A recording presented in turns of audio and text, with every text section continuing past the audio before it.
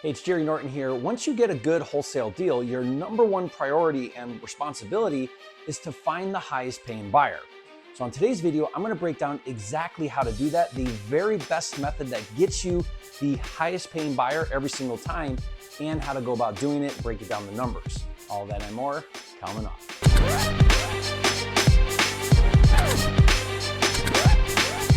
For a limited time, you can get a free copy of Jerry Norton's Data Cruncher software, which finds cheap houses in your area. Get it now at mydatacruncher.com.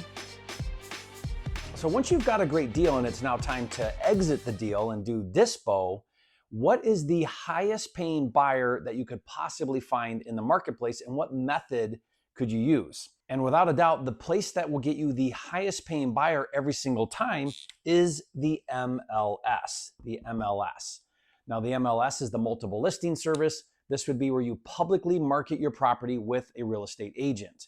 Now, why does that get you the highest paying buyer every single time?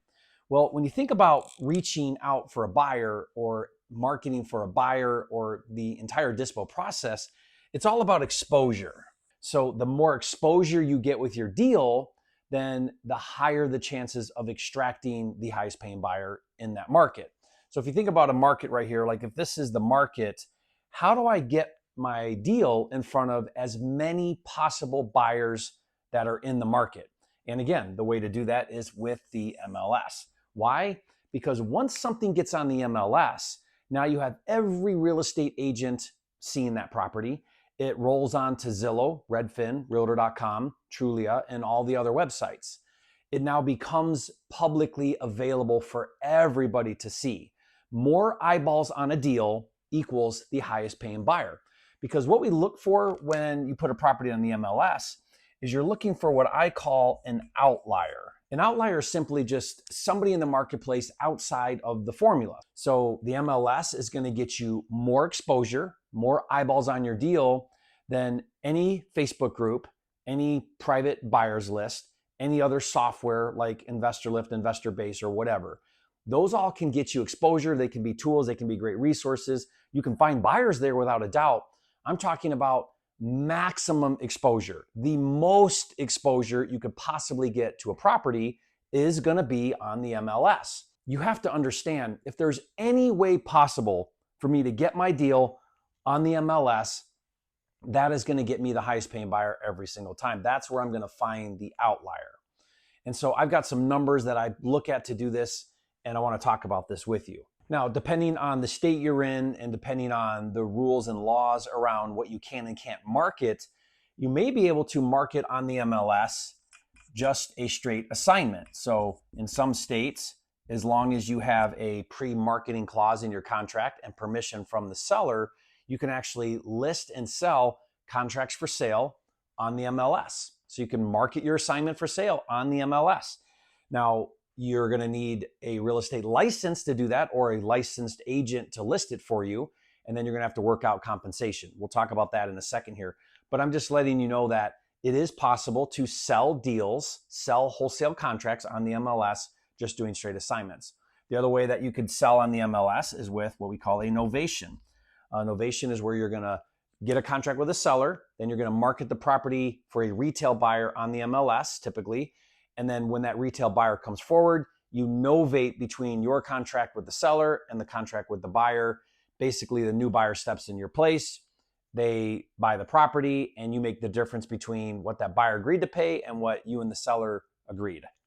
Like we do wholesaling, you would make the difference on the net at closing. That's a novation. I've got videos that explain how to do novations here on my channel. I'll put some links below if you want to check that out. The other way is to just straight buy it and then resell it. I call this a takedown. And again, this is not where you're trying to monetize your equitable interest like with an assignment or an novation. This is where you contract with a seller, you fund and close and buy the dang thing, and then you just immediately turn around and resell it on the MLS. Now, of all these things, this is actually my favorite. The takedown is my favorite. It's the cleanest, it's the easiest. There's no moving parts here. You're not up against a window of time like on an assignment. You're not trying to manage a seller while you're reselling the property for more. These can work and these are great. These are some no money techniques because you don't actually buy the property. So how does this work? and how impactful really can this be. So if we're gonna do a takedown deal and we're gonna buy it, and then our goal is to resell on the MLS. So if we're doing that takedown model, let me show you what the numbers need to look like and how they break down. So we want to be buying at 70% of that current market value, that as is value. So let me tell you a deal I just did. The as is value that I thought would sell quickly is $65,000 on this Detroit property that I acquired. I think in its current condition, how I have this deal sitting in my lap right now, I could sell it on the MLS for $65,000, which means if I want to be at 70% of that value, I need to be at $45,000 on my acquisition. So I acquired this deal for $45,000. Now here's the challenge.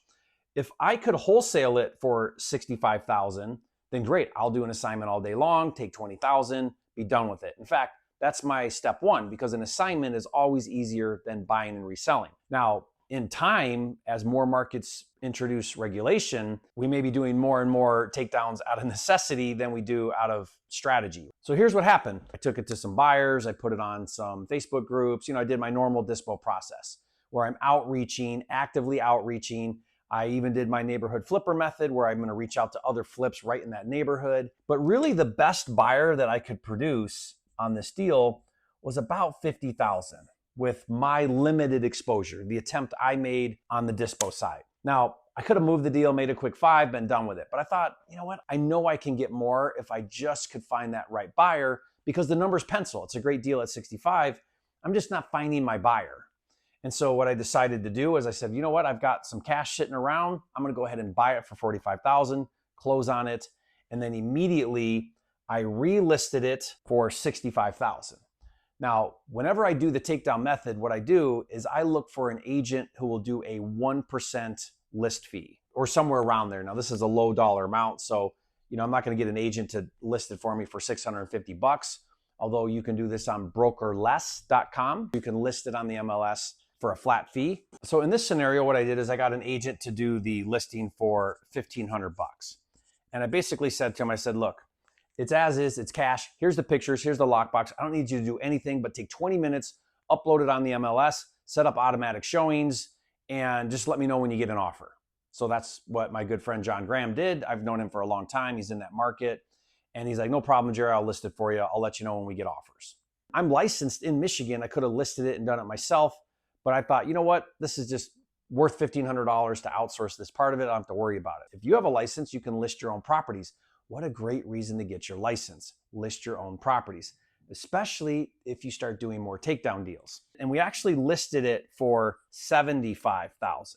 I knew that might have been a little bit aggressive, but the numbers still felt like they fit. So I went for it. Now, sometimes I won't do that. I'll list it lower to get more attention. But I thought, you know what, let's give it a shot. And I had some showings, not a lot of movement in the first couple days. But my showings were steady, like I was getting consistent showings. And that's how I know that I'm priced right. If you're not getting any showings, then no one's interested at your price to even go look at it. You're too high. I was getting lots of steady showings. So I thought, I'm okay where I'm at. I thought about maybe coming down another 5 on the list price after like 2 or 3 days. Maybe a week in, I got a couple of $60,000 offers. I got a $63,000 offer. And, I countered, of course, but then I got a $65,000. They were at 63, but I countered back at 65 cash. They did a 5K EMD, non-refundable, no inspection, and close in like 2 weeks, I think it was. Which I, of course, took that. I think they first came in at 63. I said, I'll keep the terms, come up to 65, it's yours. And they did. The buyer's paying their buyer's agent, so I don't have to worry about a buyer's agent commission. I just owe my agent $1,500 plus some closing fees. By the time I net out the fees and stuff, I'll probably be at around, 62, and I'll have made maybe 18,000, where I would have made 5 doing a traditional wholesale. Now, let's just say that somehow in my limited marketing exposure on Dispo, I found that perfect outlier buyer or the highest paying buyer or a buyer that would pay 65. Well, then I don't close on it and I just do the straight assignment. So again, I always market first for an assignment because that's easier and faster. If I can't get my number there and I believe in my deal, gotta have confidence in your deal, then I'll go ahead and close on it, fund it, buy it. I literally took the same pictures from when I acquired the deal and used those for my listing pictures on the dispo side. This was an investor, it was Vacant that owned it. I got them to let me keep the lockbox, so I didn't have to do anything on the resale that way. So it was really fast, it was really easy. And honestly, I closed it pretty quick, maybe a week on the market, accepted an offer, closed 2 weeks later. So it was still only about 3 weeks of sitting on the deal. Now in this case, I just self-funded the 45 purchase because I had the cash. Now I don't always do that. Sometimes I'll use private money. If you use private money, you're gonna need to factor that in. And we'll take a look at those numbers as well. But does this make sense here, guys? Does this ringing a bell with you? Are you resonating with what I'm trying to share with you? Leave a comment, let me know. Say, Jerry, I get it. If there's ever a situation where I can fund this thing and take it down, then I'm gonna make more money. So let's talk about the numbers now. When we do the takedown and we're gonna buy it at 70% of the as-is value, and then we're gonna resell it at market value. Why 70%? Well, here's why. Here's how I like to break out the numbers. It's pretty simple. We're gonna have 3 different buckets of 10%, totaling 30%, which is why we're buying it at a 70% discount. So how do we budget these 3 different things? So let's use my deal as an example and kind of see how this pencils out. So 70% of 65 means that we've got 3 buckets of 10%. The first bucket is cost. Okay, now cost is going to be everything associated with buying and reselling it. So we're budgeting about $6,500 of the deal to cover commissions, if we have to borrow some money for a little bit to do the deal, private money, closing fees when we buy it and resell it, if we have to do a little trash out or hire someone to take pictures, covers all of that. So I budgeted $6,500 for that. Now I came in much lower, but just showing you the numbers. Then the other 10% is what we call buffer. Now this is just, I'm off on something, I miscalculated price and I have to sell it for less. It takes me longer to get it moved and I got to pay some more financing. It's just your unknowns that you don't have control over. It's your safety net on the deal. Because remember, we're buying it. Once you buy it, you own it. You want to be careful that you've got a little bit of buffer there. So I budget $6,500 in a buffer. Now, what if you don't use the buffer? Well, it rolls into profit. And then of course, 10% is for your profit. So we have the other 65% in profit. Now, on my deal, doing all of this to make $6,500 would definitely not be worth it. Better to take the $5,000 assignment and move on. I knew though that not all of these numbers were gonna pan out this way. I knew I could keep my costs way lower, only a couple grand. I felt really confident in my numbers, so I knew I would be stealing from my buffer. I'd be rolling this over. So if you roll my buffer into here, that's 13,000. And then I only used a couple thousand out of my cost. So you see, I manipulated this a little bit on my deal that I bought for 45,000 and sold for 65,000. But if you were to play this safe, this is how you want to think about the numbers breaking down. Now, this makes a whole lot more sense if I look at more of a high-end deal or a higher price deal. So let's put some different numbers on here. So let's look at a different example here with a little bit of a higher price point. I think this will make a lot more sense. Let's say that our resale value is $250,000. So that's the fly off the shelf, current market value, get it under contract in a couple weeks. The value there is $250,000. Well, 70% of that would mean I need to get the deal for $175,000. So if I can contract that deal at a discount at $175,000, how do the numbers pencil out? Well, let's look at our cost of 10%. That's going to go $25,000 budget to cost.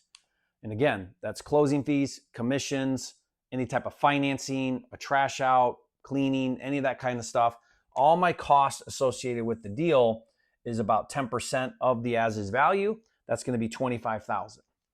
Then our buffer on the deal is another 10% that we set aside out of the 70, and that's going to be another $25,000. That is our play with money. If something goes wrong here, I steal from that. Let's say I steal all of that, or I need all of that because I'm off somewhere, I make $25,000. Let's say that everything goes perfect and I keep my cost right at $25,000, 10%, and I don't go a penny over. Well, the buffer would roll into profit and I would make $50,000 on that deal. Bought it for $175,000, sold it for $250,000. I only had $25,000 in cost. I would make $50,000 on the flip on that deal doing the takedown. See how that works? The key to all of this is You got to get it at 70%. That's going to give you enough room to cover your cost. It's going to give you a safe buffer zone to make sure if something goes off, you can cover it. And it gives you a healthy profit. That's how we want to do the takedown. Now, if you think about this, if I can take an assignment right now, let's say you could assign this thing right now for 190. Do you take the 15,000? Well, most wholesalers would take that and run for the hills. They got it for 175. They're taking it to a flipper. They need to bring it at a pretty steep discount. They get a cash offer for 190 and they take the 15 and run. Let me just ask you hypothetically, if you had the ability, the means, the financing to buy it, take it down, resell it for 250 to an outlier in the market because you have maximum exposure, and you sell it to a do-it-yourselfer, a buy and hold person, somebody that's not on InvestorLift, not on InvestorBase, not in Facebook groups. An agent brings them a deal and they buy it and they pay way more than you could get assigning it, and you could make 25 to 50 if everything goes well. Would you rather make $50,000 doing the deal because you found a higher paying buyer, or would you rather make 15 right now today doing an assignment?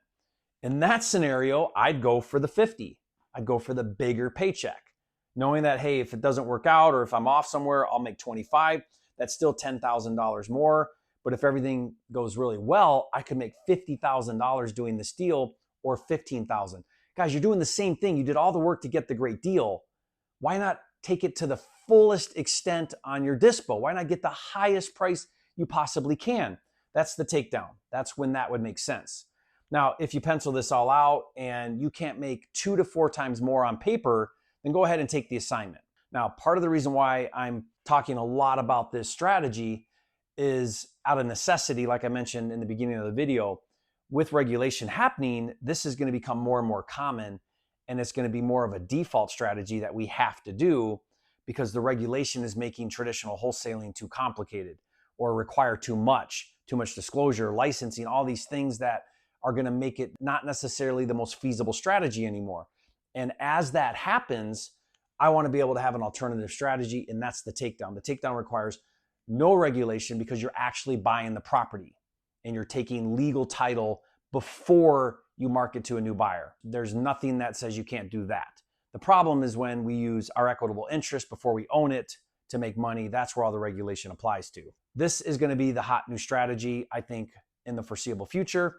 And I'm gearing up for it, not only because it's better on a lot of deals, but because I want to be situated and in a good spot when I don't have the other option. When it's the only way I can do it, I want to be ready for it. So we're moving in this direction in all my businesses. I'm talking a lot about it in my training, with my coaching and my students, is how do we get reasonable funding to be able to buy these properties at 70% of the as-is value and then resell these properties on the open market, getting that highest paying buyer. Now, I put together an entire kit on how to do this strategy, A to Z, step by step, with all the resources, the calculator, everything you need to do that. And I'll give it to you for free. Just get that and download that now and start working on the strategy. Now, I also have a program where we're piloting right now. I've been working on this for some time, where we'll provide 100% funding on those deals for you. Meaning I'll fund the entire thing for you to purchase it and the closing fees, give you that window of time for you to resell it. If you've got a deal that's at 70% of the as-is value and you want to take it down and see if you can qualify for that funding, then I'll put that link in the description below and you can apply and see if you can get that funding. And finally, if you're interested in learning more about the takedown method, I did an entire series on it. I have a whole playlist on all the ways to do it. You know, I get really deep into the details on that. And so you can watch that playlist. I'll put the link right here. Watch that now, and I'll see you on the next video.